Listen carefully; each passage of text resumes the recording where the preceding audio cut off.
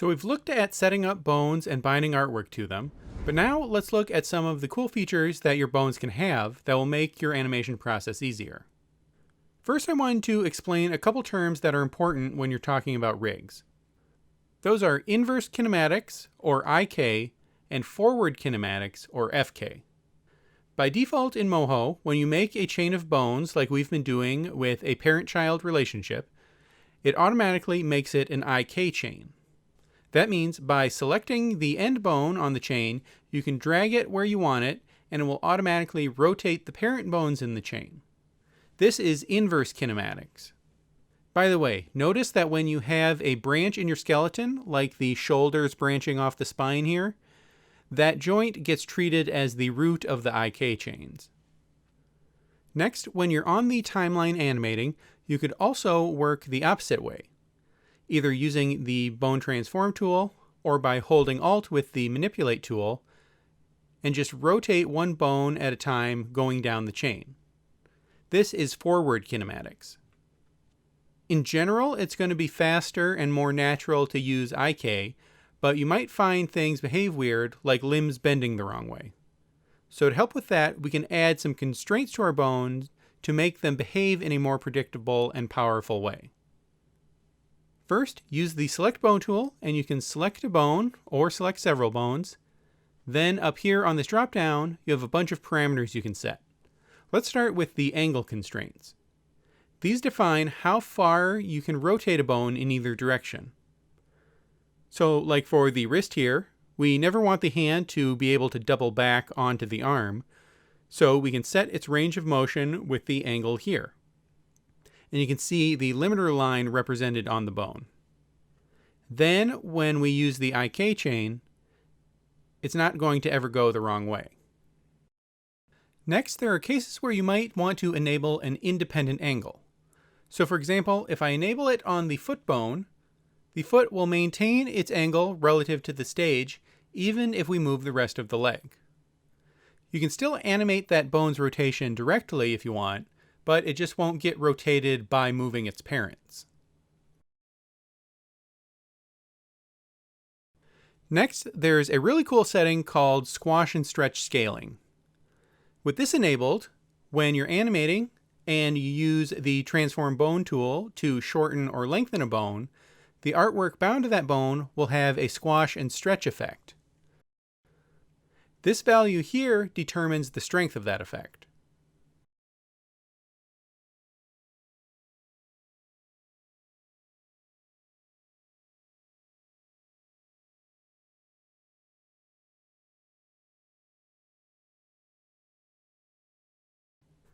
Now the next option, maximum IK stretching, is related, but to see this in action, we need to change how we're controlling the IK chain by adding a target bone. I'm going to use the Add Bone tool and just click to create a pin bone. And oops, we don't want that parented to anything. We want to be able to move that freely. Then I'm going to take the bone strength down too, because it doesn't need it. And I'll give it a name. Then on the last bone in the chain, I'm going to set its target bone to that pin bone we just made. And you can see it gets a little target symbol on it. Now if I move the target bone around, the IK chain tries to match its position.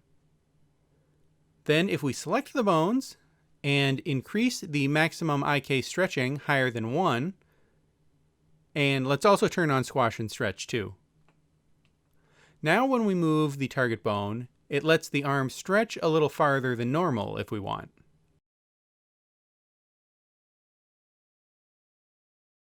Now in the case of an arm, you might not want the hand targeting the bone. You could instead set the target at the wrist and have the forearm targeted instead.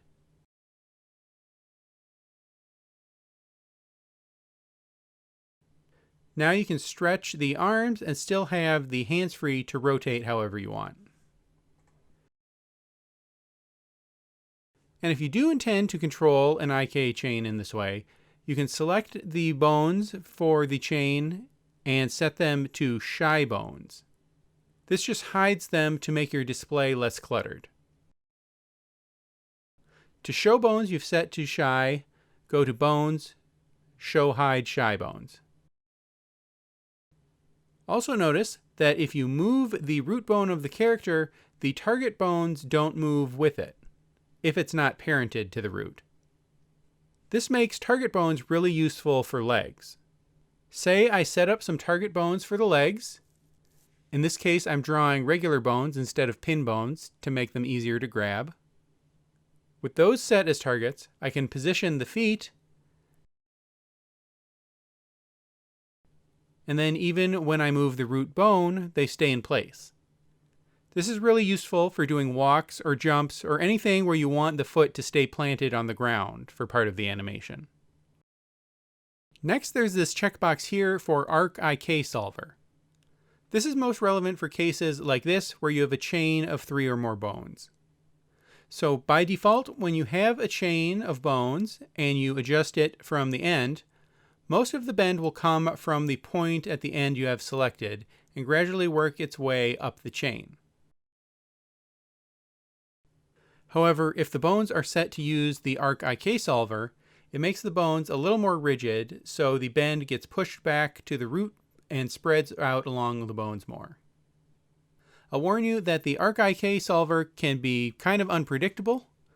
Like here you can see I can't get this tail to bend the other way.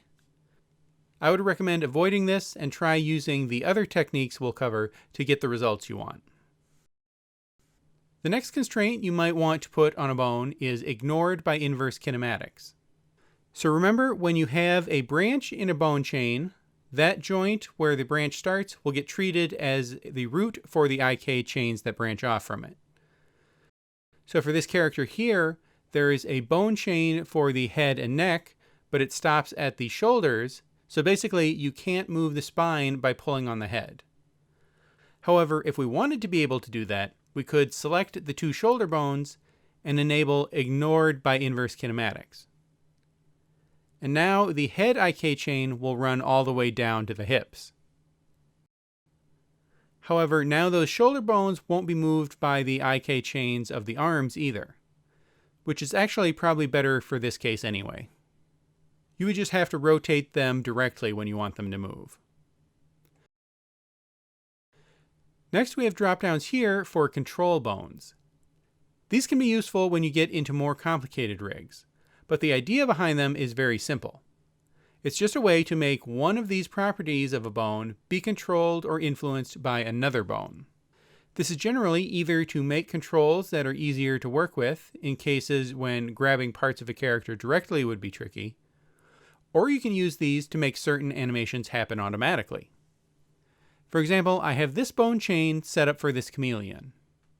And let's say we want to make a separate control for the first tailbone here. I could just draw another bone out here. First, let me go back to frame 0. And I'll give it a name. Then on the tailbone, I can set its angle control bone to point at the one we just made. Now that bone's angle is controlled by this bone. And this value next to the dropdown lets you define the ratio of how much change gets imparted from the control bone. So if this is set to 0.5, I would have to move the control bone 30 degrees to make the tail rotate 15 degrees. This would make it easier to make very fine position changes to the tailbone. But the really cool thing you can do is set each bone in the tail chain to have its angle controlled by its parent. And if you adjust all the influence values right, that makes it so that moving the tailbone makes the whole tail curl and uncurl. You can do similar things with position. Here I've got these telescoping pieces that are layer bound to bones. However, in this case, the bones aren't actually parented in a chain, they're totally separate from each other. But I have each one set to use the previous one as a position controller. And you'll notice I have the influence on the X value set to 0 on all these, since I only care about making these move vertically. And the influence on Y is different as you go up the pieces. So when the first section moves, they retract or extend. Now it's hard to control this way because the bones end up overlapping. So I'm going to use the Add Bone tool and make a separate pin bone next to it. And I'll give that bone a name. Then I'll set the root of the telescope's position to be controlled by the point bone handle, but make the influence really low. And if you get that value right, I can just drag the handle directly to the height I want. The last option for bone constraints is bone dynamics. This is actually a way to make your bones animate automatically in response to how their parent bones move. So here I've got a car, and it already has an animation, but this antenna isn't bending in reaction to the movement. So I can select the bones bound to the antenna, and then enable bone dynamics. The settings here let you adjust the level of flexibility and springiness. You'll always want to experiment with this to get the results you want. But once that's enabled, I can play the animation again, and we automatically get the drag and follow-through animation on the antenna. So this is a great way to get extra follow-through on characters without having to do extra animation. So that's it for the bone constraints. Those are a good, easy way to enhance your rig. But we've yet to look at the most powerful rigging feature in Moho, and that's smart bones. We'll start digging into that in the next video. I'll see you there.